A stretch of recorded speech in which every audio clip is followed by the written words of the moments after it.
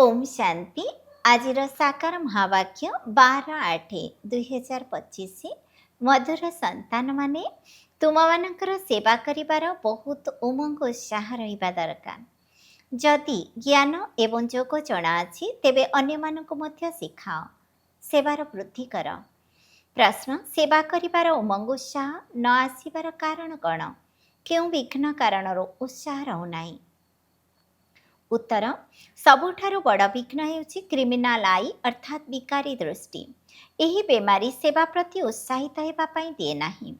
ଏହା ବହୁତ କଡ଼ା ବେମାରୀ। ଯଦି କ୍ରିମିନାଲ ଦୃଷ୍ଟି ଥଣ୍ଡା ହୋଇନଥିବ, ଗୃହସ୍ଥୀ ବ୍ୟବହାରରେ ଦୁଇଟି ଯାକ ଚକ ଠିକ୍ ଭାବରେ ଚାଲୁନଥିବ, ତେବେ ଗୃହସ୍ଥୀ ଏକ ବୋଝ ଭଳି ଅନୁଭବ ହେବ, ଯାହାଦ୍ୱାରା ହାଲକା ହୋଇ ସେବାରେ ଉମଙ୍ଗ ଉତ୍ସାହ ରହିପାରିବ ନାହିଁ। ଗୀତ ଅଛି, ଜାଗ ସଜନିଆ ଜାଗ। ଓମ୍ ଶାନ୍ତି। ମଧୁର ସନ୍ତାନ ମାନେ ଏହି ଗୀତ ଶୁଣିଲେ। ଏହିପରି 2-4ଟି ଭଲ ଗୀତ ଅଛି ଯାହା ସମସ୍ତଙ୍କ ପାଖରେ ରହିବା ଦରକାର ଅଥବା ଟେପ୍ରେ ଭରିବା ଉଚିତ। ବାସ୍ତବରେ ଏହି ଗୀତ ମନୁଷ୍ୟମାନଙ୍କ ଦ୍ୱାରା ରଚିତ ବୋଲି କୁହାଯିବ। ଡ୍ରାମା ଅନୁସାରେ ତାଙ୍କୁ ଯାହା ଟପ୍ ହୋଇଛି ତାହା ପୁଣି ପିଲାମାନଙ୍କ କାମରେ ଆସୁଛି। ଏପରି ଗୀତ ପିଲାମାନେ ଶୁଣିବା ଦ୍ୱାରା ନିଶା ଚଢ଼ିଥାଏ। ପିଲାମାନଙ୍କୁ ତ ନିଶା ଚଢ଼ିବା ଉଚିତ ଯେ ଏବେ ଆମେ ନୂଆ ରାଜତ୍ୱ ସ୍ଥାପନ କରୁଛୁ, ରାବଣଠାରୁ ରାଜ୍ୟ ନେଉଛୁ। ଯେପରି କେହି ଯୁଦ୍ଧ ପାଇଁ ଲଢ଼ୁଥିଲେ ଖିଆଲ ରହିଥାଏ ନା, ଏହାଙ୍କର ରାଜତ୍ୱ ଅଧିକାର କରିନେବୁ, ୟାଙ୍କ ଗାଁକୁ ଆମେ ନିଜ ହାତକୁ ନେଇଯିବୁ। ବାସ୍ତବରେ ସେମାନେ ସବୁ ବିନାଶୀ ଜିନିଷ ପାଇଁ ଲଢ଼ନ୍ତି। ତୁମ ସନ୍ତାନମାନଙ୍କର ଲଢ଼େଇ ମାୟା ସହିତ ହେଉଛି, ଯାହା ବିଷୟରେ ତୁମ ବ୍ରାହ୍ମଣମାନଙ୍କ ବ୍ୟତୀତ ଆଉ କାହାକୁ ଜଣା ନାହିଁ। ତୁମେ ଜାଣିଛ ଆମକୁ ଏହି ବିଶ୍ୱରେ ଗୁପ୍ତ ରୀତିରେ ରାଜ୍ୟ ସ୍ଥାପନ କରିବାକୁ ହେବ ଅଥବା ବାବାଙ୍କଠାରୁ ସମ୍ପତ୍ତି ନେବାକୁ ହେବ। ଏହାକୁ ବାସ୍ତବରେ ଲଢ଼େଇ ବି କୁହାଯିବ ନାହିଁ। ଡ୍ରାମା ଅନୁସାରେ ତୁମେ ସତୋପ୍ରଧାନରୁ ତମୋପ୍ରଧାନ ହୋଇଯାଇଛ, ପୁଣି ଏବେ ସତୋପ୍ରଧାନ ହେବାକୁ ପଡ଼ିବ। ତୁମେ ନିଜର ଜନ୍ମକୁ ଜାଣିନଥିଲ, ଏବେ ବାବା ବୁଝାଉଛନ୍ତି। ଆଉ ଯେଉଁ ସବୁ ଧର୍ମ ରହିଛି ସେମାନଙ୍କୁ ଏହି ଜ୍ଞାନ ମିଳିବ ନାହିଁ। ବାବା ତୁମ ସନ୍ତାନମାନଙ୍କୁ ହିଁ ବସି ବୁଝାଉଛନ୍ତି। ଗାୟନ ମଧ୍ୟ ରହିଛି, ଧର୍ମରେ ହିଁ ଶକ୍ତି ରହିଛି। ଭାରତବାସୀମାନଙ୍କୁ ଏକଥା ଜଣା ନାହିଁ ଯେ ଆମର କେଉଁ ଧର୍ମ। ତୁମେ ବାବାଙ୍କ ଦ୍ୱାରା ଜାଣୁଛ ଯେ ଆମର ଆଦି ସନାତନ ଦେବୀ ଦେବତା ଧର୍ମ। ବାବା ଆସି ପୁଣି ତୁମକୁ ସେହି ଧର୍ମକୁ ପରିବର୍ତ୍ତନ କରୁଛନ୍ତି। ତୁମେ ଜାଣିଛ ଆମର ହେଉଛି ଧର୍ମ କେତେ ସୁଖଦାୟୀ। ତୁମକୁ କାହା ସହିତ ଲଢ଼େଇ ଆଦି କରିବା ଅନୁଚିତ। ତୁମକୁ ତ ନିଜ ସ୍ୱଧର୍ମରେ ସ୍ଥିତ ରହି ବାବାଙ୍କୁ ମନେ ପକାଇବାକୁ ହେବ। ଏଥିରେ ହିଁ ସମୟ ଲାଗିଥାଏ। ଏପରି ନୁହେଁ ଯେ କେବଳ କହିଦେଲେ ସ୍ୱଧର୍ମରେ ସ୍ଥିତ ହୋଇଯିବ, କି ଭିତରେ ଏହି ସ୍ମୃତି ରହିବା ଉଚିତ, ମୁଁ ଆତ୍ମା ହେଉଛି ଶାନ୍ତ ସ୍ୱରୂପ। ମୁଁ ଆତ୍ମା ଏବେ ତମୋପ୍ରଧାନ ପତିତ ହୋଇଯାଇଛି। ମୁଁ ଆତ୍ମା ଶାନ୍ତିଧାମରେ ଥିବା ସମୟରେ ପବିତ୍ର ଥିଲି, ପରେ ପାଠ କରି ତମୋପ୍ରଧାନ ହୋଇଯାଇଛି। ଏବେ ପୁଣି ପବିତ୍ର ହୋଇ ଘରକୁ ଫେରିବାକୁ ହେବ। ବାବାଙ୍କଠାରୁ ସମ୍ପତ୍ତି ନେବା ପାଇଁ ନିଜକୁ ଆତ୍ମା ନିଶ୍ଚୟ କରି ବାବାଙ୍କୁ ମନେ ପକାଇବାକୁ ହେବ।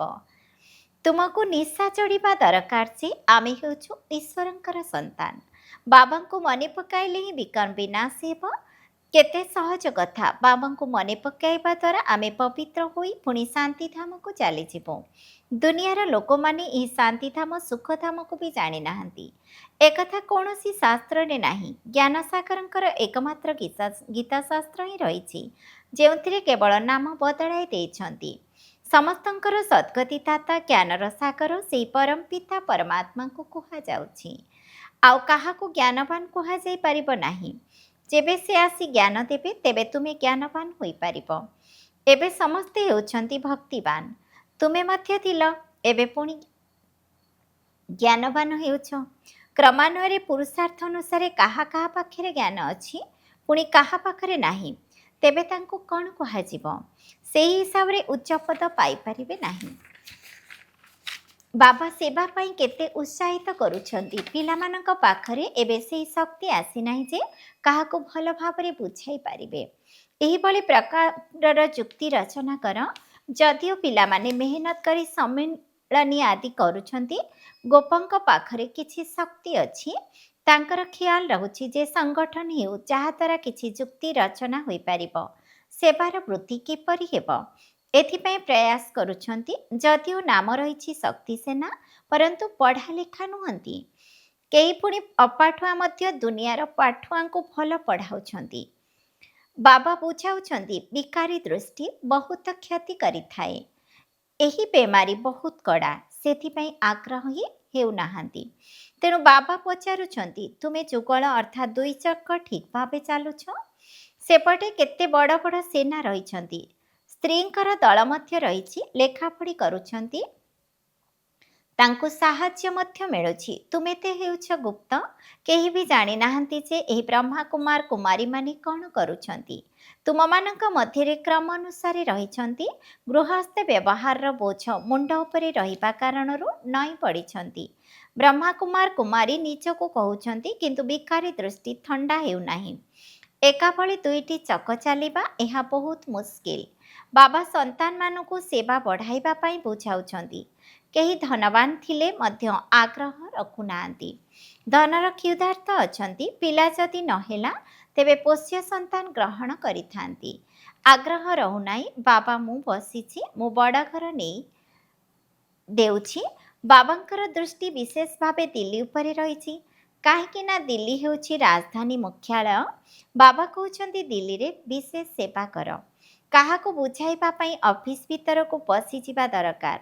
ଗାୟନ ମଧ୍ୟ ରହିଛି ଯେ ପାଣ୍ଡବମାନଙ୍କୁ କୌରବଙ୍କ ଠାରୁ 3 ପାଦ ଭୂମି ମଧ୍ୟ ମିଳିନଥିଲା। ଏହି କୌରବ ଅକ୍ଷର ତ ଗୀତାରୁ ଆସିଛି। ଭଗବାନ ଆସି ରାଜଯୋଗ ଶିଖାଇଥିଲେ, ତାର ନାମ ଗୀତା ରଖାଯାଇଛି। କିନ୍ତୁ ଗୀତାର ଭଗବାନଙ୍କୁ ଭୁଲି ଯାଇଛନ୍ତି। ସେଥିପାଇଁ ବାବା ଘଡ଼ି ଘଡ଼ି କହୁଛନ୍ତି, ମୁଖ୍ୟ ଏହି ବିଷୟରେ ଆଲୋଚନା ଆବଶ୍ୟକ। ଆଗରୁ ବାବା କହୁଥିଲେ ବନାରସର ବିଦ୍ୱାନ ମଣ୍ଡଳୀମାନଙ୍କୁ ବୁଝାଅ। ବାବା ଯୁକ୍ତି ତ ବତାଉଛନ୍ତି, ଭଲ ଭାବରେ ଚେଷ୍ଟା କରିବା ଉଚିତ। ବାବା ବାରମ୍ବାର ବୁଝାଉଛନ୍ତି, ଦିଲ୍ଲୀରେ ଭଲ ଭାବେ ଯୁକ୍ତି ରଚନା କରି ସେବା କର। ସଂଗଠନରେ ମଧ୍ୟ ଏହି ସମ୍ବନ୍ଧରେ ବିଚାର କର। ମୂଳ କଥା ହେଉଛି ବଡ଼ ମେଳା ଆଦି ଦିଲ୍ଲୀରେ କିପରି କରିହେବ। ଲୋକମାନେ ତ ଦିଲ୍ଲୀରେ ବହୁତ ହରତାଳ ଆଦି କରୁଛନ୍ତି। ତୁମେ ତ ଏପରି କୌଣସି କାମ କରୁନାହ। ତୁମକୁ ତ ଲଢ଼େଇ ଝଗଡ଼ା କରିବାର କିଛି କଥା ନାହିଁ। ତୁମେ ତ କେବଳ ସୁପ୍ତ ଆତ୍ମାକୁ ଜାଗ୍ରତ କରୁଛ। ଦିଲ୍ଲୀବାସୀକୁ ହିଁ ମେହନତ କରିବାକୁ ହେବ। ତୁମେ ଜାଣିଛ ଯେ ଆମେ ବ୍ରହ୍ମାଣ୍ଡର ମଧ୍ୟ ମାଲିକ, ପୁଣି କଳ୍ପପୂର୍ବ ସଦୃଶ ସୃଷ୍ଟିର ମଧ୍ୟ ମାଲିକ ହେବୁ। ଏହି କଥାରେ ପୂର୍ଣ୍ଣ ବିଶ୍ୱାସ ରଖ। ଏହି ନିଶ୍ଚୟ ପକ୍କା ଅଟେ। ବିଶ୍ୱର ମାଲିକ ହେବାକୁ ହିଁ ପଡ଼ିବ। ଏବେ ତୁମକୁ ରାଜଧାନୀରେ 3 ପାଦ ଭୂମି ଦରକାର। ଯେପରି ଜ୍ଞାନର ଗୋଳା ଛଡ଼ାଯାଇ ପାରିବ, ନିଶା ରହିବା ଦରକାର। ବଡ଼ଙ୍କର ଆବାସ ଦରକାର ନା। ଏ ସମୟରେ ସାରା ଭାରତ ହେଉଛି ଗରିବ। ଗରିବମାନଙ୍କର ସେବା କରିବା ପାଇଁ ହିଁ ବାବା ଆସୁଛନ୍ତି। ଦିଲ୍ଲୀରେ ତ ବହୁତ ଭଲ ସେବା ହେବା ଦରକାର। ବାବା ଇଙ୍ଗିତ କରୁଛନ୍ତି। ଦିଲ୍ଲୀବାସୀ ଭାବୁଛନ୍ତି ଯେ ବାବା ଆମର ଧ୍ୟାନ ଆକର୍ଷିତ କରୁଛନ୍ତି। ପରସ୍ପର ମଧ୍ୟରେ କ୍ଷୀରଖଣ୍ଡ ହୋଇ ସ୍ନେହରେ ଚଳିବା ଦରକାର। ପାଣ୍ଡବମାନେ ନିଜର କିଲା ପ୍ରସ୍ତୁତ କରନ୍ତୁ। ଦିଲ୍ଲୀରେ ହିଁ କରିବାକୁ ପଡ଼ିବ। ଏଥିରେ ଭଲ ବୁଦ୍ଧିମାନ ହେବା ଆବଶ୍ୟକ। ଏହାଦ୍ୱାରା ବହୁତ କିଛି କରିପାରିବ। ସେମାନେ ତ ବହୁତ ଗାନ କରୁଛନ୍ତି ଯେ ଭାରତ ଆମର ଦେଶ, ଆମେ ଏପରି କରିବୁ। କିନ୍ତୁ ନିଜ ପାଖରେ କିଛି ବି ଦମ୍ ନାହିଁ। ବିଦେଶୀମାନଙ୍କ ସାହାଯ୍ୟ ବିନା ଉନ୍ନତି କରିପାରିବେ ନାହିଁ। ତୁମକୁ ତ ଅବିନାଶୀ ବାବାଙ୍କ ଠାରୁ ବହୁତ ସାହାଯ୍ୟ ମିଳୁଛି। ଏତେ ସାହାଯ୍ୟ ଅନ୍ୟ କେହି ଦେଇପାରିବେ ନାହିଁ। ଏବେ ଜଲ୍ଦି କିଲ୍ଲା କରିବାକୁ ହେବ। ତୁମମାନଙ୍କୁ ବାବା ବିଶ୍ୱର ବାଦଶାହୀ ଦେଉଥିବାରୁ ବହୁତ ଆଗ୍ରହ ରହିବା ଦରକାର। ପରଦର୍ଶନ ପରଚିନ୍ତନରେ ବହୁତଙ୍କର ବୁଦ୍ଧି ଅଟକି ରହୁଛି। ମାତାମାନଙ୍କ ଉପରେ ବନ୍ଧନର ବିପଦ ରହିଛି। ପୁରୁଷମାନଙ୍କ ଉପରେ କୌଣସି ବନ୍ଧନ ନାହିଁ। ମାତାମାନଙ୍କୁ ଅବଳା କୁହାଯାଏ। ପୁରୁଷମାନେ ବଳବାନ ଥାଆନ୍ତି। ପୁରୁଷ ବିବାହ କଲେ ତାଙ୍କୁ ଉତ୍ସାହିତ କରି କୁହାଯାଏ, ତୁମେ ହିଁ ଗୁରୁ, ଈଶ୍ୱର ସବୁକିଛି ଅଟ। ସ୍ତ୍ରୀ ତ ଯେପରି ଲାଙ୍ଗୁଡ଼ ସଦୃଶ। ପଛରେ ଯିଏ ଲଟକିଥାନ୍ତି, ବାସ୍ତବରେ ସେ ଲାଙ୍ଗୁଡ଼ ହୋଇ ଝୁଲିକି ରହିଥାନ୍ତି। ପତିଠାରେ ମୋହ, ପିଲାଙ୍କଠାରେ ମୋହ ଥାଏ। ପୁରୁଷମାନଙ୍କର ଏତେ ମୋହ ରହିନଥାଏ। ତାଙ୍କର ତ ଗୋଟିଏ ଜୋତା ଗଲା, ତେବେ ଦ୍ୱିତୀୟ ତୃତୀୟ ଆଣିଥାନ୍ତି। ଅଭ୍ୟାସ ହୋଇଯାଇଛି। ବାବା ତ ବୁଝାଉଛନ୍ତି, ଏହିଭଳି କଥା ସବୁ ଖବରକାଗଜରେ ବାହାର କର। ପିଲାମାନଙ୍କୁ ବାବାଙ୍କର ପ୍ରତ୍ୟକ୍ଷତା କରିବାକୁ ହେବ। ଏସବୁ ବୁଝାଇବା ତୁମର କାମ। ବାବାଙ୍କ ସହିତ ତ ଦାଦା ମଧ୍ୟ ଅଛନ୍ତି। ତେଣୁ ବାବା ସବୁ ସ୍ଥାନକୁ ଯାଇପାରିବେ ନାହିଁ। କହିବେ, ଶିବ ବାବା ଏକଥା କୁହ, ଆମ ଉପରେ ଏହି ବିପଦ ଆସିଛି, ଏହି କଥାରେ ଆପଣ ରାୟ ଦିଅନ୍ତୁ। ଏହିପରି କଥା ସବୁ ପଚାରିବାକୁ ଲାଗିବେ। ବାବା ତ ଆସିଛନ୍ତି ପତିତଙ୍କୁ ପବିତ୍ର କରିବା ପାଇଁ। ବାବା କହୁଛନ୍ତି ତୁମକୁ ସବୁ ଜ୍ଞାନ ମିଳୁଛି। ଚେଷ୍ଟା କରି ପରସ୍ପର ମିଶି ରାୟ କର। ତୁମ ସନ୍ତାନମାନଙ୍କୁ ଏବେ ବିହଙ୍ଗ ମାର୍ଗର ସେବା ଦେଖାଇବା ଉଚିତ। ପିମ୍ପୁଡ଼ି ମାର୍ଗର ସେବା ତ ହୋଇ ଆସୁଛି, କିନ୍ତୁ ଏପରି ସେବାର ଚମତ୍କାର କରି ଦେଖାଅ ଯେପରି ବହୁତଙ୍କର କଲ୍ୟାଣ ହୋଇଯିବ। ବାବା ଏହା କଳ୍ପ ପୂର୍ବରୁ ମଧ୍ୟ ବୁଝାଇଥିଲେ, ଏବେ ମଧ୍ୟ ବୁଝାଉଛନ୍ତି। ବହୁତଙ୍କର ବୁଦ୍ଧି କେଉଁଠି ନା କେଉଁଠି ବାନ୍ଧି ହୋଇ ରହିଛି। ଉତ୍ସାହ ନାହିଁ, ତୁରନ୍ତ ଦେହ ଅଭିମାନ ଆସିଯାଉଛି। ଦେହ ଅଭିମାନ ହିଁ ସତ୍ୟାନାଶ କରିଛି। ଏବେ ବାବା ସତ୍ୟ ତୁମକୁ ଶ୍ରେଷ୍ଠ କରିବା ପାଇଁ କେତେ ସହଜ କଥା ବତାଉଛନ୍ତି। ବାବାଙ୍କୁ ମନେ ପକାଇଲେ ଶକ୍ତି ଆସିବ, ନଚେତ୍ ଶକ୍ତି ଆସିବ ନାହିଁ। ସେଣ୍ଟର ସମ୍ଭାଳିଲେ ମଧ୍ୟ ସେହି ନିଶା ରହୁନାହିଁ, କାହିଁକି ନା ଦେହ ଅଭିମାନ ରହିଛି। ଦେହୀ ଅଭିମାନୀ ହେଲେ ତ ନିଶା ଚଢ଼ିବ ଯେ ମୁଁ କେତେ ଶ୍ରେଷ୍ଠ ପିତାଙ୍କର ସନ୍ତାନ। ବିଶ୍ୱର ବାବା କହୁଛନ୍ତି ଯେତେ ତୁମେ ଦେହୀ ଅଭିମାନୀ ହେବ ସେତେ ଶକ୍ତି ଆସିବ। ଅଧାକଳ୍ପର ଦେହ ଅଭିମାନର ନିଶା ରହିଛି, ତେଣୁ ଦେହୀ ଅଭିମାନୀ ହେବାରେ ବହୁତ ମେହନତ ଲାଗୁଛି।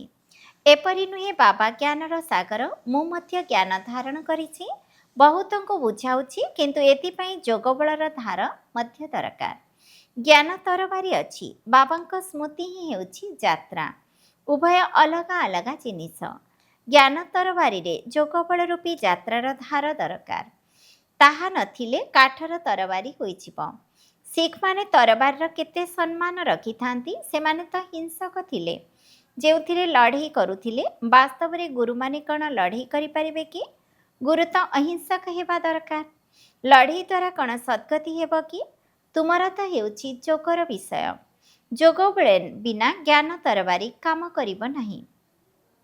ବିକାରୀ ଦୃଷ୍ଟି ବହୁତ କ୍ଷତି କରିଥାଏ। ଆତ୍ମା କାନ ଦ୍ୱାରା ଶୁଣେ। ବାବା କହୁଛନ୍ତି ତୁମେ ମୋରି ସ୍ମୃତିରେ ମଗନ ରହିଲେ ସେବା ବହୁତ ବଢ଼ିଯିବ। କେବେ କେବେ କହୁଛନ୍ତି ବାବା ସମ୍ବନ୍ଧୀମାନେ ଶୁଣୁନାହାନ୍ତି। ବାବା କହୁଛନ୍ତି ବାବାଙ୍କ ସ୍ମୃତିରେ ଦୁର୍ବଳ ଅଛ, ସେଥିପାଇଁ ଜ୍ଞାନ ତରବାରୀ କାମ କରୁନାହିଁ। ବାବାଙ୍କୁ ମନେ ପକାଇବାର ମେହନତ କର। ଏହା ହେଉଛି ଗୁପ୍ତ ମେହନତ। ମୁରଲୀ ଶୁଣାଇବା ହେଉଛି ପ୍ରତ୍ୟକ୍ଷ। ବାବାଙ୍କ ସ୍ମୃତି ହେଉଛି ଗୁପ୍ତ ମେହନତ, ଯାହାଦ୍ୱାରା ଶକ୍ତି ମିଳିଥାଏ। ଜ୍ଞାନ ଦ୍ୱାରା ଶକ୍ତି ମିଳେ ନାହିଁ। ତୁମେ ପତିତରୁ ପାବନ ଯୋଗର ବଳ ଦ୍ୱାରା ହେଉଛ। ରୋଜଗାର କରିବା ପାଇଁ ପୁରୁଷାର୍ଥ କରିବାକୁ ହେବ। ପିଲାମାନଙ୍କ ସ୍ମୃତି ଏକରସ ରହିଲେ ଅବସ୍ଥା ଭଲ ରହୁଛି ଏବଂ ବହୁତ ଖୁସିରେ ରହୁଛନ୍ତି। ଯେବେ ବାବାଙ୍କ ସ୍ମୃତି ଠିକ୍ ରହୁନାହିଁ, କୌଣସି କଥାରେ ଦ୍ୱନ୍ଦ୍ୱରେ ପଡ଼ୁଛନ୍ତି, ତେବେ ଖୁସି ହଜିଯାଉଛି। କ'ଣ ପିଲାମାନଙ୍କର ଶିକ୍ଷକଙ୍କ କଥା ମନେ ପଡ଼ୁନଥିବ? ଏଠାରେ ତ ଘରେ ରହି ସବୁକିଛି କରି ଶିକ୍ଷକଙ୍କୁ ମନେ ପକାଇବାକୁ ହେବ। ଏହି ଶିକ୍ଷକଙ୍କ ଦ୍ୱାରା ବହୁତ ବହୁତ ଶ୍ରେଷ୍ଠ ପଦ ମିଳୁଛି। ଗୃହସ୍ଥ ବ୍ୟବହାରରେ ମଧ୍ୟ ରହିବାକୁ ହେବ। ଶିକ୍ଷକଙ୍କ ସ୍ମୃତି ରହିଲେ ବାପ ଏବଂ ଗୁରୁ ନିଶ୍ଚୟ ମନେ ପଡ଼ିବେ। ବାବା କେତେ ପ୍ରକାରରେ ବୁଝାଉଛନ୍ତି, କିନ୍ତୁ ଘରେ ପୁଣି ଧନ ଦୌଲତ ପିଲାଛୁଆ ଆଦି ଦେଖି ବାବାଙ୍କୁ ଭୁଲି ଯାଉଛନ୍ତି। ବହୁତ ବୁଝାଉଛନ୍ତି ମଧ୍ୟ, ତୁମକୁ ରୁହାନୀ ସେବା କରିବାକୁ ହେବ। ବାବାଙ୍କ ସ୍ମୃତି ହିଁ ହେଉଛି ସର୍ବୋଚ୍ଚ ସେବା। ମନସା ବାଚା କର୍ମଣା ବୁଦ୍ଧିରେ ବାବାଙ୍କ ସ୍ମୃତି ରହୁ। ମୁଖ ଦ୍ୱାରା ମଧ୍ୟ ଜ୍ଞାନର କଥା ଶୁଣାଅ। କାହାକୁ ଦୁଃଖ ଦିଅ ନାହିଁ। କୌଣସି ଅକର୍ତ୍ତବ୍ୟ କର ନାହିଁ। ପ୍ରଥମ କଥା ହେଲା ବାବାଙ୍କୁ ନ ବୁଝିଲେ ଆଉ କିଛି ହେଲେ ବି ବୁଝିବେ ନାହିଁ। ପ୍ରଥମେ ବାବାଙ୍କ ପ୍ରତି ନିଶ୍ଚୟ ବୁଦ୍ଧି କରାଅ, ନଚେତ୍ ଆଗକୁ ବଢ଼ିବା ଅନୁଚିତ। ଶିବ ବାବା ରାଜଯୋଗ ଶିଖାଇ ବିଶ୍ୱର ମାଲିକ କରୁଛନ୍ତି। ଏହି ଛି ଛି ଦୁନିଆରେ ମାୟାର ବହୁତ ଚାକଚକ୍ୟ ରହିଛି। କେତେ ଫ୍ୟାସନ୍ ହୋଇଗଲାଣି। ଛି ଛି ଦୁନିଆ ପ୍ରତି ଘୃଣା ଆସିବା ଦରକାର। ଏକମାତ୍ର ବାବାଙ୍କୁ ମନେ ପକାଇଲେ ତୁମର ବିକର୍ମ ବିନାଶ ହେବ, ପବିତ୍ର ହୋଇଯିବ। ସମୟ ନଷ୍ଟ କର ନାହିଁ, ଭଲ ଭାବରେ ଧାରଣ କର। ମାୟା ଶତ୍ରୁ ବହୁତଙ୍କର ବୁଦ୍ଧି ଖାଲି କରିଦେଇଛି। ସେନାର କମାଣ୍ଡର ଭୁଲ କଲେ ତାଙ୍କୁ ବହିଷ୍କାର କରିଦେଇଥାନ୍ତି। ସ୍ୱୟଂ କମାଣ୍ଡରଙ୍କୁ ମଧ୍ୟ ଲାଜ ଲାଗିଥାଏ, ପୁଣି ଇସ୍ତଫା ପତ୍ର ଦେଇଦିଅନ୍ତି। ଏଠାରେ ମଧ୍ୟ ସେହିପରି ହେଉଛି। ଭଲ ଭଲ କମାଣ୍ଡର୍ସ କେବେ କେବେ ଫେଲ୍ ହୋଇଯାଇଥାନ୍ତି। ଆଚ୍ଛା, ମିଠା ମିଠା ଶିକିଲାଧେ ସନ୍ତାନମାନଙ୍କ ପ୍ରତି ମାତା ପିତା ବାପଦାଦାଙ୍କର ମଧୁର ସ୍ନେହ ସମ୍ପନ୍ନ ଶୁଭେଚ୍ଛା ଏବଂ ସୁପ୍ରଭାତ। ଆତ୍ମିକ ପିତାଙ୍କର ଆତ୍ମିକ ସନ୍ତାନମାନଙ୍କୁ ନମସ୍ତେ। ଆମ ଆତ୍ମିକ ସନ୍ତାନମାନଙ୍କର ମଧ୍ୟ ଆତ୍ମିକ ପିତାଙ୍କୁ ନମସ୍ତେ ନମସ୍ତେ ନମସ୍ତେ।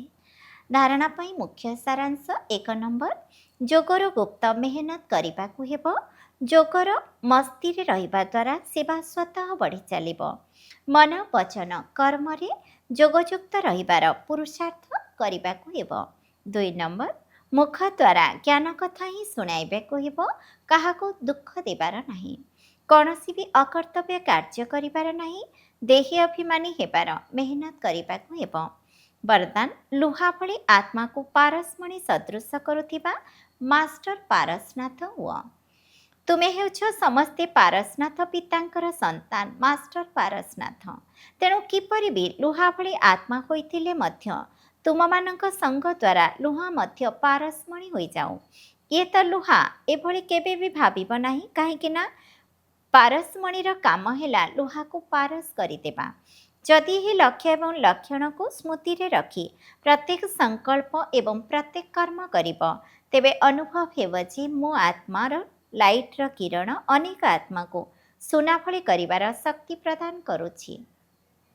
ସ୍ଲୋଗାନ, ପ୍ରତ୍ୟେକ କାର୍ଯ୍ୟକୁ ଯଦି ସାହସର ସହିତ କରିବ, ତେବେ ସମସ୍ତଙ୍କ ଠାରୁ ସମ୍ମାନ ମିଳିବ। ଅବ୍ୟକ୍ତ ଇଶାରା, ଯଦି ସହଜ ଯୋଗୀ ହେବାକୁ ଚାହୁଁଛ, ତେବେ ପରମାତ୍ମା ସ୍ନେହର ଅନୁଭବୀ ହୁଅ। ପରମାତ୍ମା ହିଁ ଶ୍ରେଷ୍ଠ ବ୍ରାହ୍ମଣ ଜନ୍ମର ଆଧାର। କଥାରେ ଅଛି, ଯଦି ସ୍ନେହ ଅଛି ତେବେ ଦୁନିଆ ମଧ୍ୟ ଅଛି ଏବଂ ଜୀବନ ମଧ୍ୟ ଅଛି। ଯଦି ସ୍ନେହ ନାହିଁ ତେବେ ଦୁନିଆ ହିଁ ଜୀବନ ନାହିଁ। ତେଣୁ ସ୍ନେହ ମିଳିବା ଅର୍ଥ ଦୁନିଆ ମିଳିଗଲା। ଦୁନିଆ ତ ପ୍ରଭୁ ସ୍ନେହର ଗୋଟିଏ ବୁନ୍ଦା ପାଇବା ପାଇଁ ତୃଷାର୍ଥ ଅଛନ୍ତି, କିନ୍ତୁ ଏହି ପ୍ରଭୁ ସ୍ନେହ ହେଉଛି ତୁମମାନଙ୍କର ସମ୍ପତ୍ତି। ଏହି ପ୍ରଭୁ ସ୍ନେହରେ ପାଳିତ ହେବା ଅର୍ଥ ବ୍ରାହ୍ମଣ ଜୀବନରେ ଆଗକୁ ବଢ଼ିବା। ତେଣୁ ସଦାସର୍ବଦା ସ୍ନେହର ସାଗରରେ ଲଭ୍ଲିନ୍ ହୋଇ ରୁହ। ଓମ୍ ଶାନ୍ତି।